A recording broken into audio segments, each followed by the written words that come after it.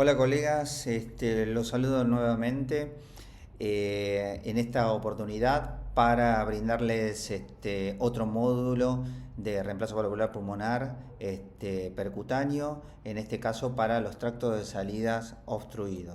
Estos son mis compromisos con las empresas. Bueno, para decirles básicamente que ustedes saben que eh, todas las cardiopatías que tienen que tener una reconstrucción del tracto de salida del ventrículo derecho, como en este caso los vemos numerados acá, de tratología de Fallot, atresia pulmonar con CIB, tronco arterioso, doble salida de ventrículo derecho con estenosis pulmonar o atresia pulmonar, las transposiciones con EP y por supuesto las estenosis pulmonares valvulares que son valvuloplasteadas, siendo de estas obviamente la tetralogía de Fallot como la más común, pero son todas aquellas que de alguna manera tienen que reconectarse el tracto de salida del ventrículo derecho con la arteria pulmonar. Y lo que comúnmente más se usa son, por un lado, los tubos, distintos tipos de tubos, que en este caso nos vamos a ocupar un poco de eso, de homoinjertos, Contegra, Hancock, prótesis valvulares biológicas, como así también obviamente los parches transanulares de pericardio. Ustedes saben que en nuestro medio, casi todos, el 80% de los pacientes son casi reconexiones con parche transanular. Por supuesto que todas estas reparaciones o interposiciones en el tracto de salida tienen una vida útil y de alguna u otra manera con el paso del tiempo va a haber disfunción de ese tracto de salida ventricular derecho, con lo cual la presencia de incapacidad funcional va a ser una rutina. La presencia de arritmias en mayor o en menor gravedad también van a ser la norma, y por supuesto el riesgo de muerte súbita que puede estar presente por el desencadenante de arritmias, sobre todo quizás sea más frecuente por ahí en los tractos de salida obstructivos. Por supuesto que eso obviamente nos va a llevar a indicar un reemplazo valvular pulmonar. Por supuesto que el siguiente etapa es que el problema de la anatomía de ese tracto de salida ventricular derecho. Es así que ustedes saben que más o menos es entre el 15 y el 20% de los pacientes tienen algún tipo de conducto, como decía, válvulas biológicas, válvulas protésicas u homoinjertos, para lo cual son los pacientes candidatos para una válvula balón expandible, y el resto, que son los tractos de salida dilatados, son candidatos obviamente para válvulas autoexpandibles, que fue el motivo de la charla anterior.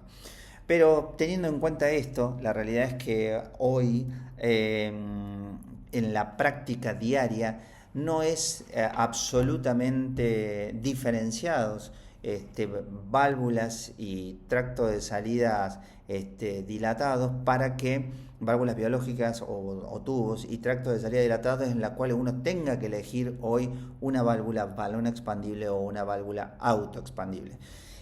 Ustedes lo ven mediante las presentaciones y mediante ya la experiencia que se va tomando cada vez con nuevas válvulas, uno puede llegar a elegir, o en el caso no es una elección a veces, sino es la disponibilidad que tengan de válvulas en los lugares donde trabajan o en el país donde estén.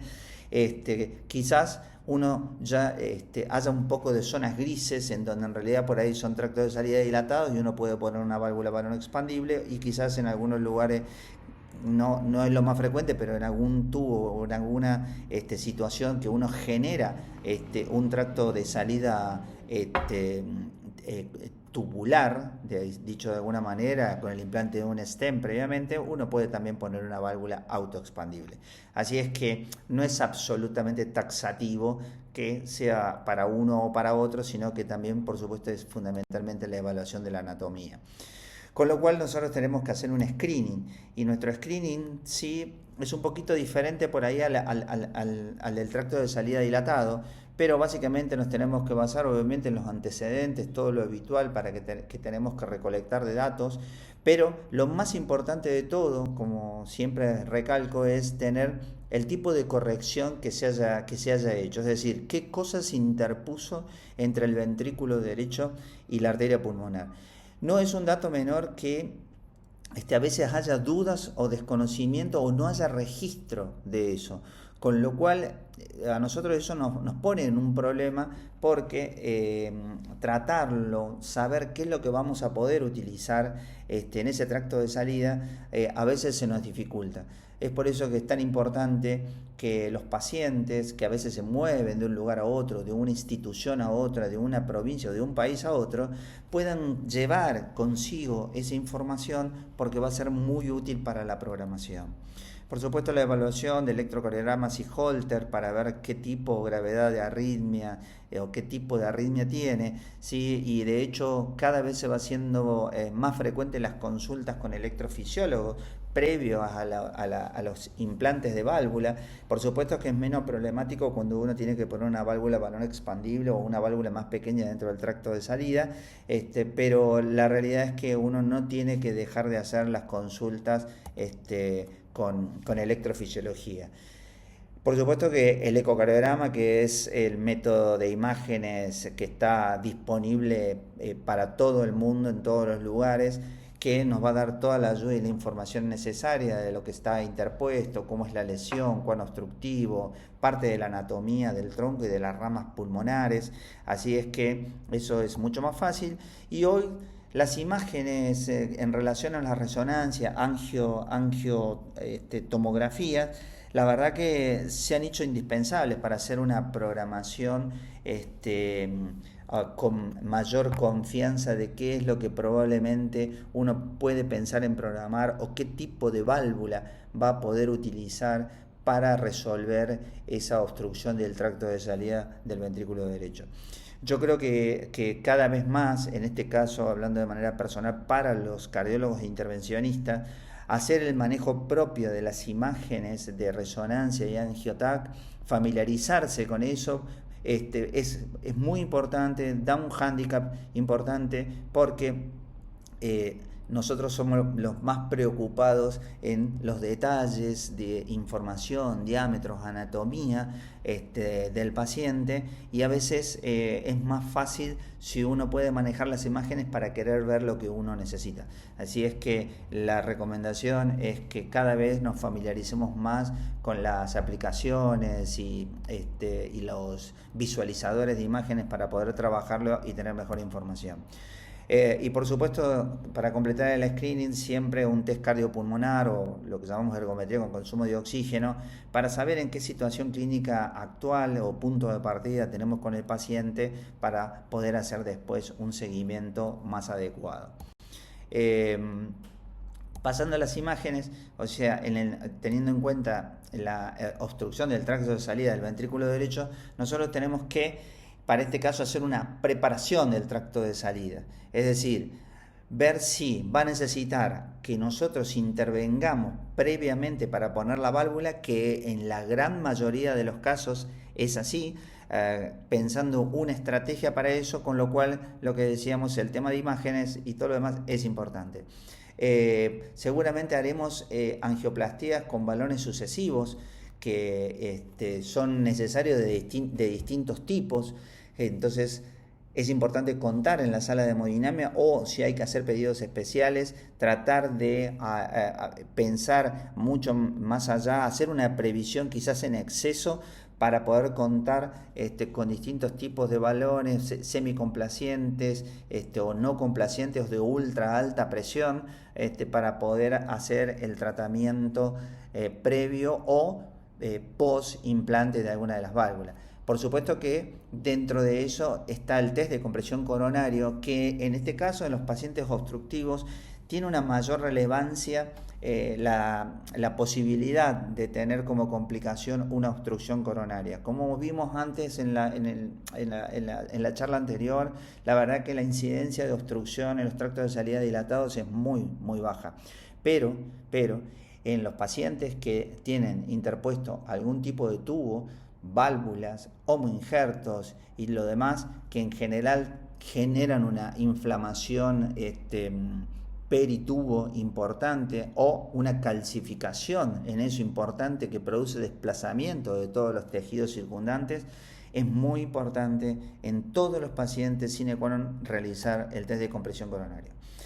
Por supuesto, lo que llamamos la preparación del tracto de salida, pero ya más acabado, haciendo lo que decimos un landing zone, es decir, prepararlo para que nosotros podamos poner una válvula y que en general es que mediante el implante de stents, esto sea uno o dos stents o a veces los necesarios para poder dejar el tracto de salida lo más firme y lo más seguro posible para hacer el implante de la válvula. Con lo cual ahí veremos si necesitamos estén desnudos o estén cubiertos, y que eso seguramente va a estar en relación, y lo aplicaremos en algunos de los casos para mostrar de ejemplo, es que probablemente nosotros necesitemos estén cubiertos en algunos casos, ¿sí? Así es que es muy importante la secuencia porque según veamos la anatomía de los pacientes, mientras más calcificación haya, es más, hay que ser más minucioso, más protocolizado para hacer esas angioplastías y esa evaluación. Con lo cual la gran sugerencia es hacer angioplastías progresivas, es decir, empezar con balones mucho más pequeños de lo que suponemos tiene puesto en el caso de los, por ejemplo, los sumoinjertos, empezar con balones más pequeños para hacer dilataciones sucesivas. Algunas de las recomendaciones son de 2 o 3 milímetros más, digamos, en cada siguiente angioplastía con balón, para ir viendo y testeando a ver cuál es la posibilidad que tenga uno de ruptura de ese homoinjerto. Así es que esa estrategia, y por supuesto contar con los estén cubiertos, es muy importante, pensada previamente a encarar el procedimiento. Y seguramente después de eso será la decisión del tipo de válvula que nosotros podremos utilizar. Eso es que será ya sea por las características de la válvula, por la familiarización que uno tenga con esa válvula, y seguramente por las cuestiones de disponibilidades y comercialización y valores y precios de las válvulas, seguramente uno podrá ir eligiendo. Lo que nosotros tenemos, por lo menos en nuestro medio, digamos que conocemos como válvulas balones expandibles, por supuesto, históricamente la Melody, que es de Medtronic y que hace mucho tiempo, saben que el primer implante se hizo en el año 2000, y nosotros acá en Argentina por lo menos el primer implante se hizo en el año 2013, o sea, tenemos alguna experiencia con respecto a Melody, más allá de que siempre tuvimos limitaciones con respecto al tema de por una cuestión nuestra regulatoria de sanidad, que como es un país libre de vaca loca, la válvula que está realizada en México, en una zona endémica, no se permitió el uso hasta este año 2024, si no era a través de un método de uso compasivo, que es un trámite muy complicado y que es paciente a paciente, así que con lo cual no avanzamos mucho con el número de implantes de válvula Melody. Después tenemos Sapiens 3 de Edwards. La realidad es que nosotros en Argentina no se han puesto válvulas es decir, se han puesto algunas que creo que deben llegar a 3, 4, en posición pulmonar, por supuesto, porque la realidad es que siempre fue off-label para Latinoamérica y en nuestra zona. No hubo muchos soportes de parte de Edwards para hacer los implantes, no había distribución, digamos, que estuviera comprometida para la utilización, así que la realidad es que en mi caso personal no he utilizado Sapiens. Después, con la aparición de estas nuevas válvulas, Venus Vital y MyVal, nosotros nos hemos estado familiarizando más para tratar de poder hacer implantes en diámetros un poco más altos, digamos, más allá de lo que fuera Melody, que saben que es hasta 22 milímetros. Entonces nos hemos podido mover un poco más en los diámetros y poder tratar en aquellos pacientes con homoinjertos de 22 para arriba, o válvulas biológicas, digamos, con diámetros mayores a eso. Entonces han venido a cubrir una necesidad muy importante que nosotros teníamos para esos pacientes. Así es que eso nos hemos visto favorecidos, y ustedes saben que en esta de las preparaciones, por supuesto que las vías de abordaje tradicionales son la femoral, pero Y la realidad es que saben que son pacientes que han tenido muchos procedimientos o cirugías y la posibilidad de obstrucción de los vasos es una cosa no poco frecuente, así que también es posible para algunos casos la vía yugular, sobre todo para lo que es un poquito más grácil, que eso puede ser Melody, digamos, para el implante, y un poco más dificultoso para los otros tipos de válvula, para Edwards, para Venus o Maibal, que creo que en algún punto puede que lleguemos a intentar alguno de los procedimientos con desobstrucción, pero la realidad es que, como después les voy a mostrar, la vía perventricular es factible, es de muy bajo riesgo realmente, y que si uno la tiene en cuenta y la puede empezar a poner en prácticas, van a saber que es muy accesible y con muy baja morbimortalidad. Aquí para mostrarles, obviamente, la primera es una válvula Melody en sus dos versiones, que saben que venían en 18 y 22. Esta es la válvula Edwards, ¿sí? Como la ven aquí. Esta es una Vitae y esta es una Maibal. Como verán, hay ciertos parecidos entre una, sobre todo entre Maibal y Edwards. De hecho, hay algún conflicto, digamos, con respecto al tema de la comercialización, digamos, porque dicen Edwards sugiere de que es un parecido muy importante, y entonces hay ciertas cuestiones de litigio entre las dos compañías, así que hay alguna limitación para que esto se pueda utilizar en alguna parte, sobre todo en Estados Unidos. Y algunas de las características todas son bastante. Estas saben que es una yugular es de una yugular bovina, las demás son de pericardio porcino. La particularidad de Vita es que está viniendo con un sistema de dry tissue. Esto significa que es un tejido deshidratado y eso le da una posibilidad de poder mantenerla en el tiempo.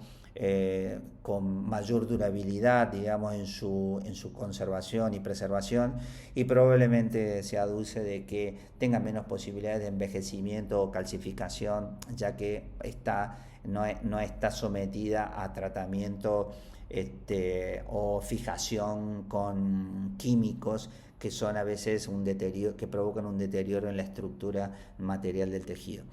Así es que esta, por lo menos, son las válvulas que nosotros tenemos de conocimiento. Mostrando un poquito los ecos, ustedes saben en la imagen, bueno, ustedes van a ver que en las ecografías nosotros podemos ver la obstrucción. Ustedes ven aquí la turbulencia, digamos, el mosaico de colores importante por la obstrucción que tiene la válvula. O sea, en eco básicamente nos va a ayudar un poco eso, saber cómo está el ventrículo, el tamaño, cuán hipertrófico está, si eso compromete la función del ventrículo izquierdo y todo lo demás. Pero fundamentalmente las imágenes, tanto de resonancia como angiotac, nos van a permitir empezar a ver cuestiones anatómicas, tanto del tracto de salida como las ramas.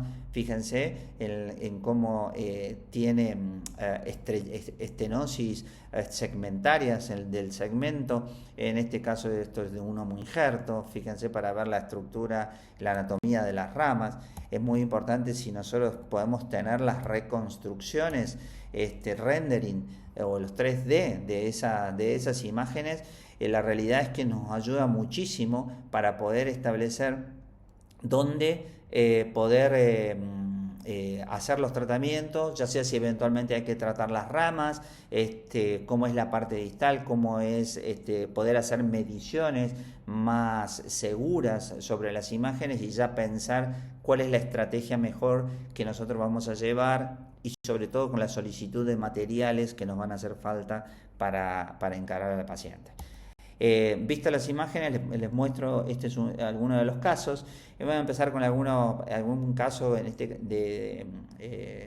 estas imágenes de Melody.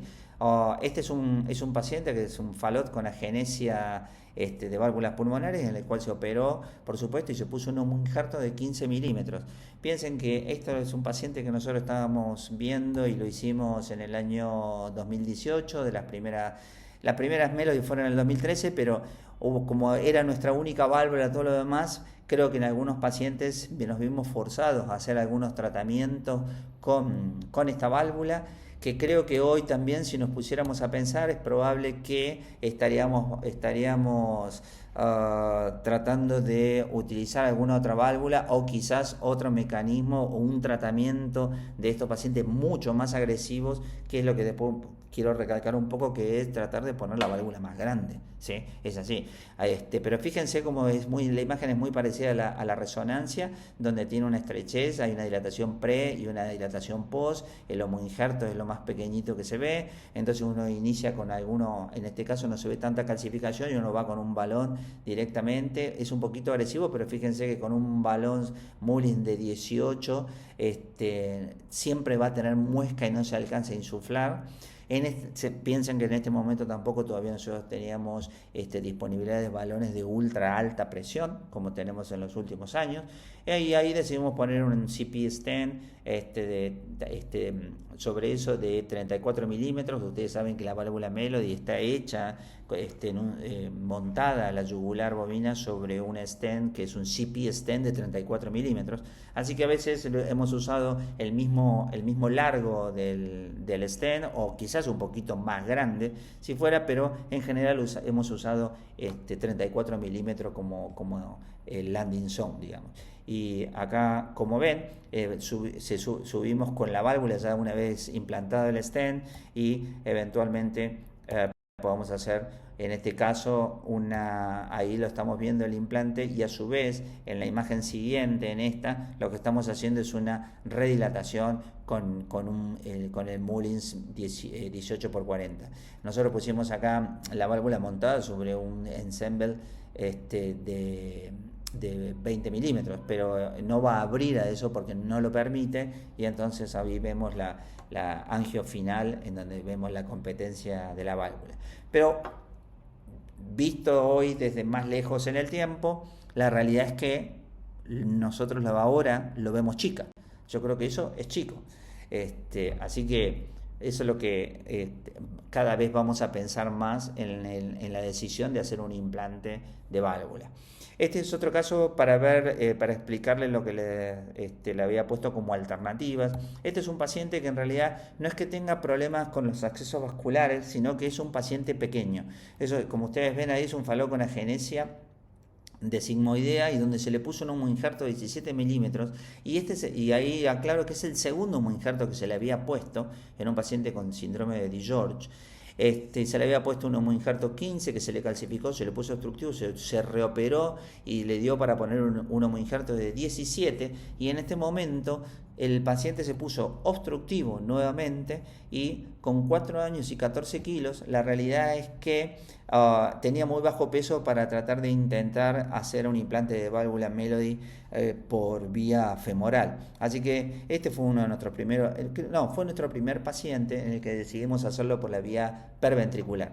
Es así que es una pequeña incisión debajo del apéndice sifoides, es decir, no se hace una toracotomía.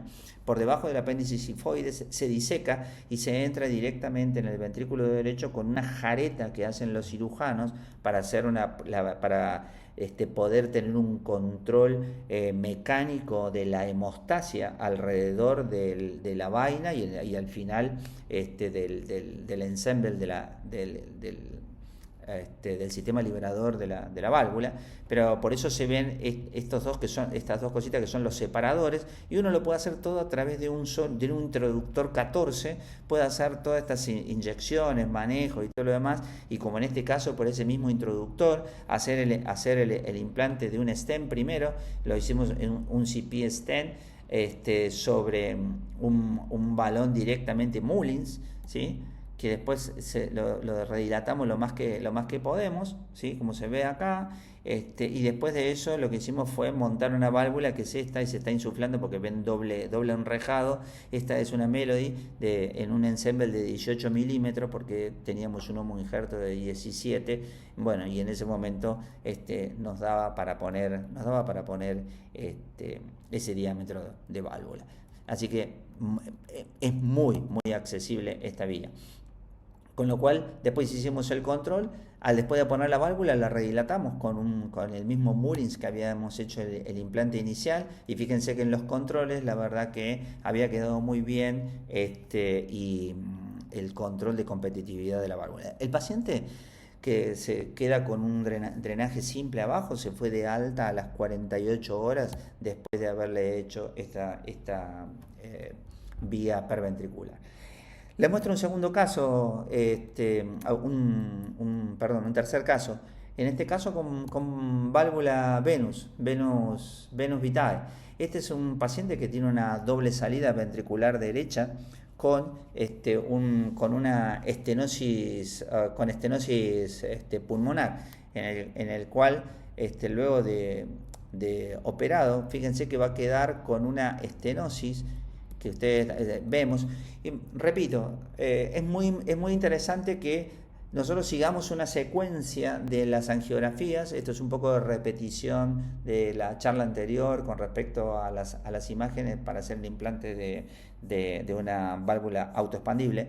Pero fíjense que en esto, que es otra válvula, es una obstrucción, pero las imágenes en frente craneal, en oblicua derecha y en lateral son las imágenes ideales para que nosotros podamos ver el tracto de salida de manera mental nuestra tridimensional, porque ven que tienen algunas diferencias, pero nos da una idea de cómo nosotros vamos a encarar al paciente. Posterior a eso, por supuesto, se le pone un CP stem, digamos, montado sobre, en este caso no puedo ver, pero calculo que debe ser un balón de 24, porque lo que hicimos después es de poner un 26 y implantar una válvula Vitae 26 dentro de ese CP stent, y este fue nuestro primer paciente de válvula de Vitae, ¿sí? Este fue nuestro primer paciente de Vitae, con lo cual le pusimos un CP stent. De hecho, ahora por ahí no estamos usando tanto CP stent, sino estamos usando más bien Andre stent para hacer el landing zone. Pero en este caso, fíjense que esto no quedó dando vueltas, pero fíjense, uno va a poner la válvula está montada y fijada con una guía que evita que la válvula se mueva sobre el balón, ¿sí? Que eso a veces en los tractos de salida, que son muy gasificados, eso es un inconveniente. Se infla un poco en un hueso de perro, el stent no se mueve sobre la válvula, y después en un último momento tiene un locking wire que se llama, que es una guía que fija la válvula al balón y se retira una vez que después uno hace la insuflación.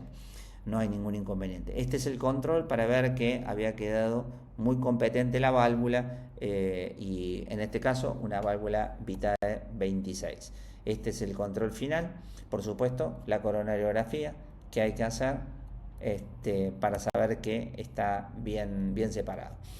Les muestro un caso más que también es con válvula Vitae. Fíjense que este es un caso en el cual también es perventricular. Fíjense que es un chico que tiene 30 años, 102 kilos, y fue una estenosis valvular pulmonar valvuloplastiada por cateterismo, pero que terminó con un homoinjerto de 22 milímetros, pasando por 2 cirugías donde se hizo el recambio, y posterior a esa cirugía, que fue en el 2013, pasó por 4 cateterismos más para hacer evaluaciones, angioplastias, ¿sí? Y que tuvo un intento frustro de una válvula Edwards, que fue una de las pocas, porque la realidad es que no se pudo hacer, ya que tenía obstrucción de ambas venas femorales, ¿sí? Y al intentarlo hacer por yugular, fue bastante complicado, porque a su vez, como el tracto de salida era chiquito con esa estenosis del homoinjerto, se abandonó y se dejó. Llegó a consulta con nosotros, y con lo cual dijimos, bueno, mira, la chance es que se pueda hacer perventricular, digamos, y si eso es viable, lo podemos hacer. Así es que fíjense que la vaina, el introductor, está en esta forma dirigida y en esta dirección acá, y eso es porque está entrando por perventricular. Ven que hacemos las mismas angios, ¿sí? en lateral, enfrente, en lateral, oblicua derecha y perfil. Lo que hicimos primero fue una primera dilatación, sabiendo que tenía 22, utilizando un balón Mullins un balón Mullins 22, y fíjense, obviamente haciendo un test de compresión coronario para ver si vamos a tener algún inconveniente, con lo cual después pasamos hicimos un implante de un Andre-Stent, un XXL de 48 milímetros, montado sobre un balón Altosa de 26, con lo cual quedó bastante bien. Fíjense en el control, acá ya decidimos poner directamente una válvula también Vitae de 26 milímetros, al mismo diámetro que habíamos puesto el stent. En este caso les muestro cómo se desenvaina la válvula, que está cubierta y tiene, no se alcanza a ver acá, pero tiene una guía muy finita, es un alambre muy finito que fija la válvula. Y en la siguiente imagen, esta es la dilatación, el implante de la válvula, ¿sí? a máximo diámetro. Tiene como otras características, como Melody y como otras válvulas, un carro distal para que eso pueda favorecer la navegación y que pueda sortear las dificultades, las obstrucciones de la mejor manera. Así es que en el control la vemos y competencia y la coronariografía para dejar testimonio de que estábamos alejados también. Este paciente también se tardó 48 horas en irse de alta a pesar de esta incisión subsifoidea y de la punta del ventrículo derecho. Así que estuvimos muy contentos con el procedimiento, y el paciente también, porque le evitamos con eso la cirugía. En este otro paciente también es un Fallot operado y tiene interpuesto en este caso una válvula biológica. Como ven ahí es CE Magma, que les puse el dibujito acá para ver que en realidad es una 25, y ustedes saben que estas válvulas biológicas uno tiene que buscar la aplicación para saber cuál es el diámetro interno verdadero, para tener una idea, como en este caso es el TrueAD es 23, y la recomendación de balones para hacer la ruptura, seguir la aplicación es muy importante, porque ya están todas las válvulas estudiadas, ya se sabe qué es lo más adecuado para eso, aunque en algunos casos uno puede jugar un poquito más con esos diámetros, que eso se los va a dar la experiencia para cada uno, pero en este caso la recomendación es como dice acá, es un True Balloon Size de 26, ¿sí? Nosotros disponemos de los dos, los True Balloon o los Atlas Balloon, digamos que los comercializa son de la misma compañía. Me olvidé ahora, pero bueno, son de la misma compañía, uno puede pedir cualquiera de los dos, tienen alguna diferencia. El True tiene un poquito menos de atmósferas que los Atlas Gold, así que nada, pero funcionan igualmente. Fíjense, lo primero que hicimos fue hacer, obviamente, a ver la coronaria, cuán cerca estaba de la válvula. Posteriormente, según la recomendación, usamos en este caso un Atlas Gold de 26-20, que es la idea de hacer la fractura de la válvula. En general es 1 milímetro más de lo que es el diámetro. Fíjense en esta zona cómo se ve ya que hay una solución de continuidad, digamos, de que la válvula se ha terminado fracturando. En estas imágenes de abajo les muestro, si el cursor se llega a ver, en esta zona se ve una línea de separación, ¿sí? En esta posición que está fracturada esa zona, con lo cual nos va a permitir hacer un implante de la válvula. Por supuesto, volver con el balón en ese diámetro de ruptura que ya lo rompimos, es hacer coronariografía nuevamente para estar seguros de que si vamos a hacer el implante no tengamos inconveniente. Y aquí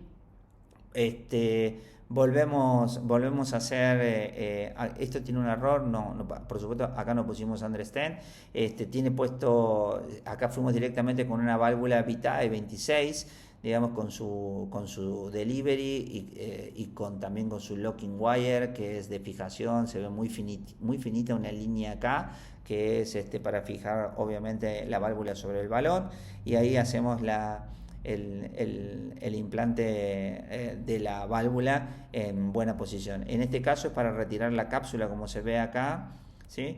Y también en esta posición, porque es un equipo con doble tubo, entonces lo podemos ver en dos posiciones a la vez.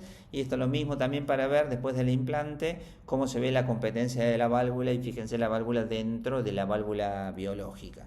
Así es que la verdad que habíamos quedado muy satisfechos, digamos, porque esta era la primera válvula que habíamos hecho una fractura. Ya tenemos varias hechas, pero esta había sido nuestra primera válvula.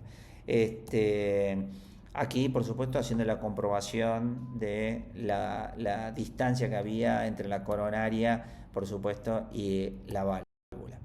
Les muestro un caso más. En este caso es un paciente que tiene una doble salida del ventrículo derecho con estenosis pulmonar. Digo esto porque fuimos hablando de Fallot, fuimos hablando de estenosis valvular, estenosis valvular pulmonar valvuloplastiada. En este caso es una doble salida ventricular derecha con estenosis pulmonar operada, que es muy interesante porque este paciente de 38 años actualmente que hicimos con 80 kilos, es un paciente que se operó correctora en Estados Unidos, y en el año 2014 de esa correctora se le puso una válvula freestyle, como dice acá, 25 milímetros, de la cual tiene un True ID de 22, y evolucionó con estenosis pulmonar. Y lo interesante de ver es que, como siempre, repito, es una imagen en frente craneal, una imagen en oblicua derecha y una imagen en lateral. Esta es una válvula es una válvula biológica que no tiene metal, y tiene como un faldón importante de pericardio, y eso es lo que se ve acá, con bastantes líneas de calcificación, con lo cual esto me preocupó, porque al tener tanto calcio siempre uno tiene que respetar esa dureza de lo que tiene la válvula, o lo que está interpuesto allí. Creo que es un poco más maleable, perdona un poco más este tipo de pericardio, y no los homoinjertos. Los homoinjertos diría que hay que respetarlos muchísimo, no hacer nada sin tener uno o dos stents, cover stent, en el bolsillo o en el armario, por si los llegásemos a necesitar. Pero bueno, esto para aclarar que siempre la misma secuencia de imágenes, vemos calcio. Fue una discusión a ver cómo lo íbamos a evaluar, así que, como decíamos, primero, bueno, ver cómo estamos con el tema de las coronarias y la cercanía a ese calcio. Hicimos un primer interrogatorio, como les dije al principio, a veces es tratar de hacer de balones más chicos en forma sucesiva a balones más grandes. Fuimos con un balón Atlas, digamos 24, sabiendo que necesitábamos 2 milímetros más por lo menos para hacer la ruptura, y con eso hicimos el control. Hicimos el control. Vamos al anterior.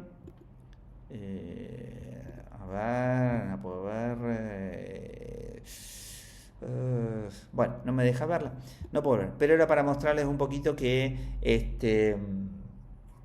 era para ver que hay que hacer con un balón, y ahí ese mismo hacer la coronariografía. De todos modos, acá se puede ver que con eso en distintas posiciones, esto es un más bien caudal, ver que no haya inconveniente, digamos, veíamos un poco cerca, pero estuvimos haciendo todo el testeo en ese tiempo. En ese caso, como vimos tanto calcio, y tratar de llevar esa válvula o intentar llevarla más a un mayor diámetro, opté por utilizar un Andre-stent de XL48 cubierto sobre un balón, montado sobre un balón de 24, una Altosa 24x50, y ver y hacer control para ver qué pasaba. En este momento eso es con el balón. Posterior a retirar el balón, volver a hacer coronariografía, la veíamos un poco cerca, y en ese caso, cuando vemos que es accesible,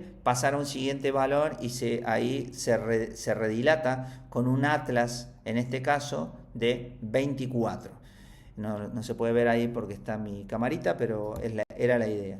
Posterior a eso, entonces dijimos, bueno, sobre 24 vamos a poner la válvula y pusimos una MyVal de 20. En este caso utilizamos una válvula nueva, MyVal, que es la válvula de origen indio, que tiene CE Mark ahora y se está utilizando bastante en posición aórtica. Es una muy buena alternativa también como válvula balón expandible. Es de pericardio porcino, ¿sí? Tiene la particularidad también que se puede poner también con introductor, que al igual que Vitac son introductores que son inicialmente de 14 y 16 French, que pueden ser reexpandibles cuando uno pasa todo el sistema de válvula montado sobre el balón, y permite que llevarlo de manera grácil hacia el tracto de salida y hacer el implante. En este caso les recuerdo por ahí que si antes habíamos hablado, cuando hablamos de tracto de salida dilatado, de que casi en el 90% de los casos la guía se ponía del lado derecho, creo que nos quedó desde la utilización de Melody, que la guía iba en el lado izquierdo. Creo que no hay ningún inconveniente para seguir así con el resto de las válvulas balón expandible.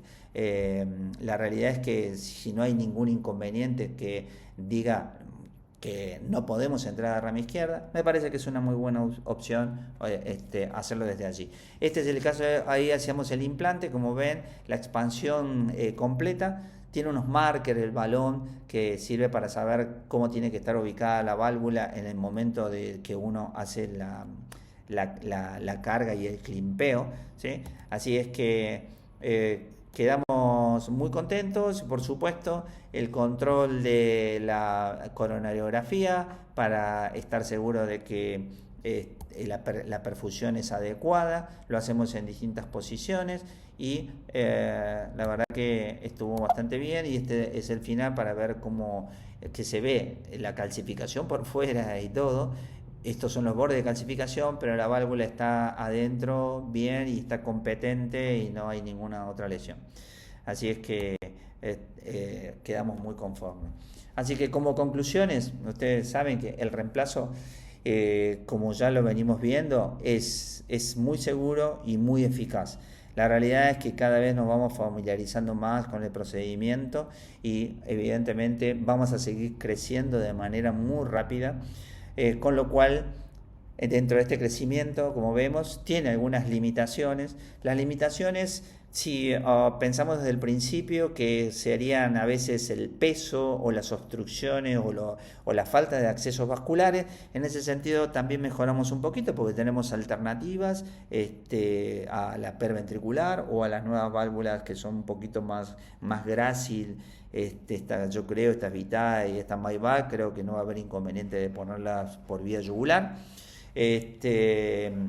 Así que eso ya no sería tanto una limitación. Quizá la mayor limitación pueda llegar a ser la disponibilidad y las habilitaciones y eventualmente el precio de las válvulas. Así que creo que con el tiempo eso va a poder mejorar. Y segundo, después los beneficios, sin dudar que saben que los pacientes se van de alta. La mayoría de nuestros pacientes se van de alta a las 24 horas, casi el 80% de los pacientes se van de alta a las 24 horas y un poco más a las 48 horas. Eso no hay forma de poder luchar contra eso. No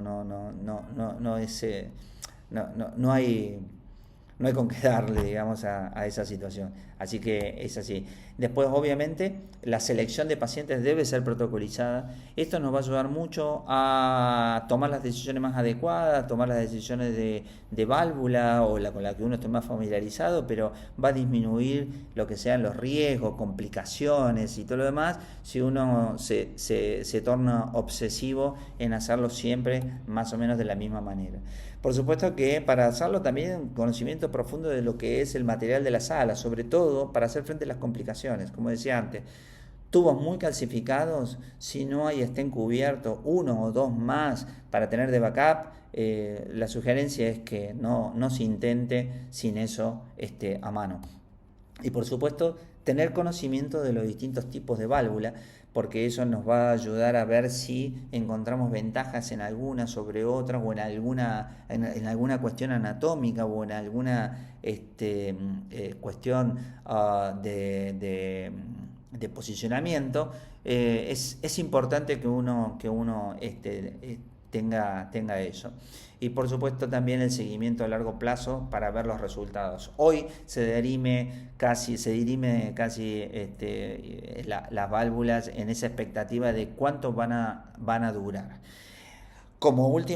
En función de esto, como último mensaje a casa, la realidad es que cuando los tractos de salida son dilatados, no hay mucho problema, no hay mucha dificultad en elegir, porque en general son todos tractos de salida 26, 28 para arriba, y no hay mayor inconveniente en pensar a futuro. Pero si uno va a poner una válvula balón expandible, quiero que uno lo piense, y es un poco la prédica que nosotros estamos haciendo, es tratar de elegir la válvula más grande posible. Si uno piensa que ojalá estimamos 10, 15 o 20 años de funcionalidad de una válvula, nosotros tenemos que pensar que en los próximos 40 años, 20 a 40 años, ese paciente va a requerir de un service o de una nueva válvula, con lo cual nosotros tenemos que pensar en diámetros mayores de 22 y 23 milímetros. ¿Sí? ¿Por qué? Porque vamos a necesitar una válvula dentro quizás de esa otra válvula. Y pensar que en la posibilidad de que las válvulas que uno utilice, que ese estén o esa matriz de esas válvulas puedan ser redilatables para lograr un mayor diámetro aún del que son originarios, y que uno pueda poner una válvula dentro. Así que bueno, me parece que hoy es el pensamiento que uno tiene que tener a futuro, y es uno de los debates que uno va a estar haciendo, y que creo que va a ser muy importante con las compañías. Así que bueno, me extendí mucho, espero que les sirva, así que espero que los ayude en esto, y bueno, para las preguntas después estaremos atentos. Muchas gracias.